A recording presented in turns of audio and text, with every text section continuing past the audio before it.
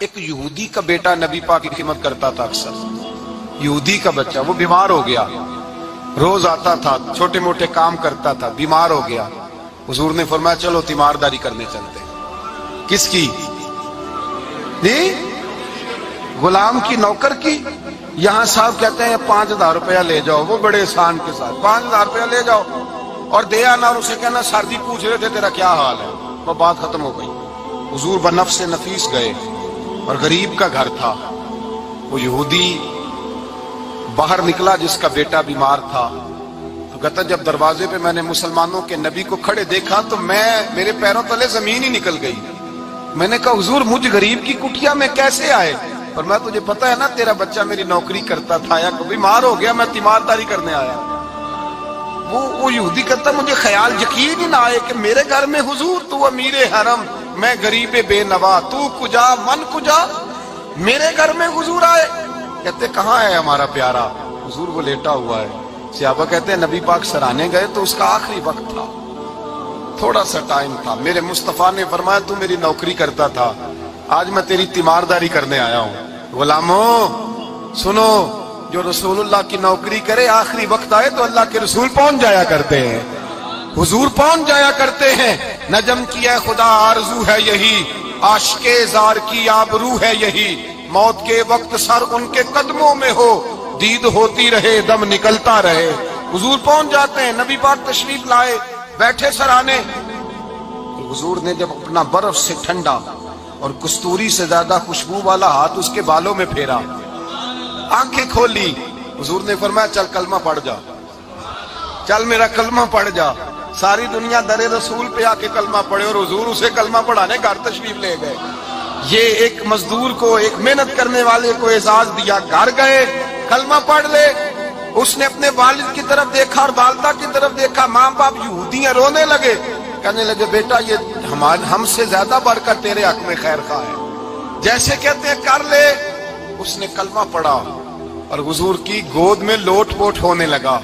کلمہ پڑھا, روح پرواز کر گئی. شارحین کہتے ہیں جب نبی پاک وہاں سے نکلے تو حضور نے فرمایا اٹھاؤ اس کی میت کو. ماں باپ کہنے لگے کہاں لے جانا ہے؟ فرمایا ہم اپنے طریقے کے مطابق غسل کفن کریں گے, اس لیے کہ جو کلمہ پڑھ جائے پھر وہ میرا ہو جایا کرتا ہے, میرا ہو جایا کرتا ہے. بھائی یاد رکھیں, مزدور کو حضرت ربیعہ بن کعب فرماتے ہیں میں حضور کو وضو کراتا تھا. رات کا وضو میری ذمہ داری تھی, صرف ایک وضو رات کا.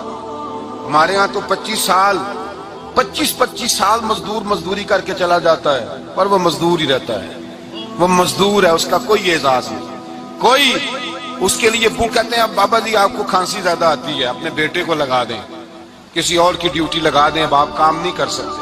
25 سال نوکری کی, ملا کیا؟ حضرت ربیعہ کہتے ہیں میں وضو کراتا تھا رات کا. میرے نبی پاک نے فرمایا شادی کیوں نہیں کرتا؟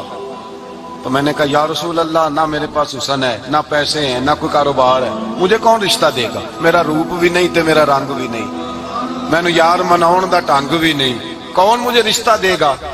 کہتے ہیں حضور خاموش ہو گئے. دوسرا دن آیا تو میں وضو کرانے پہنچا تو نبی پاک نے فرمایا شادی کیوں نہیں کرتا؟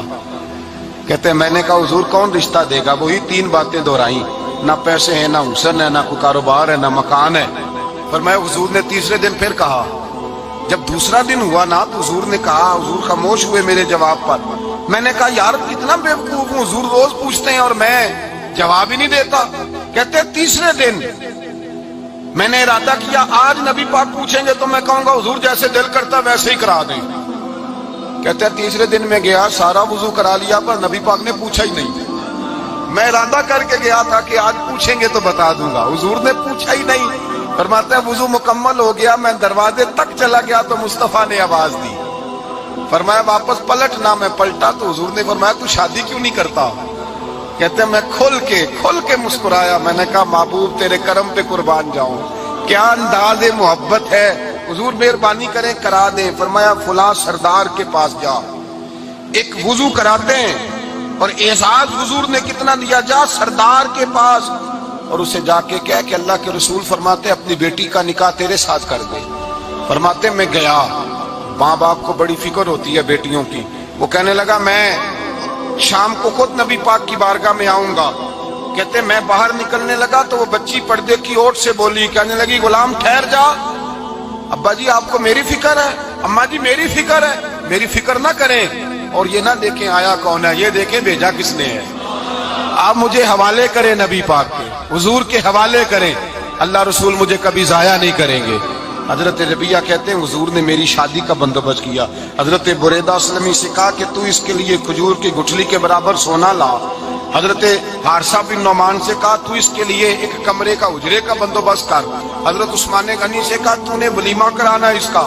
فرمایا میں تو تھوڑی نوکری کرتا تھا, مصطفیٰ نے ساری زندگی کا ہی بندوبست فرما دیا.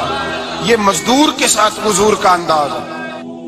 پہلے میں نے شروع میں کہا کہ مزدور اس بات کو سمجھتا ہی نہیں کہ اس کا مقام کتنا, وہ اس بات کو جانتا ہی نہیں اللہ نے اسے اعزاز کتنا دیا ہے. ملت کا جوان سب سے پہلے تو کبھی کسی کی جیب کی طرف نہ دیکھے. اور یہ بات یاد رکھ لیں, درجنوں بزرگوں کے ارشادات کی روشنی میں ایک موٹی بات بیان کر رہا ہوں, توجہ ہے میری بات پر. جس کی توجہ دوسروں کی جیب پہ ہوتی ہے وہ رسوا ہو جاتا ہے. کاہل لوگ جو زندگی میں صرف ہاتھ پھیلانے کے عادی ہوتے ہیں, ان کے دامن میں سوائے رسوائی کے کچھ نہیں آتا, ان کے حصے میں سوائے بدنامی کے کچھ نہیں آتا.